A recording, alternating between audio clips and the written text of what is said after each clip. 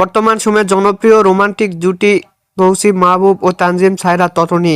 দিন দিন বাংলা নাটকের জনপ্রিয়তা বেড়েই চলেছে, সেই ধারাবাহিকতায় আবারও নতুন নাটকটি হাজির হয়েছেন জনপ্রিয় এই জুটি।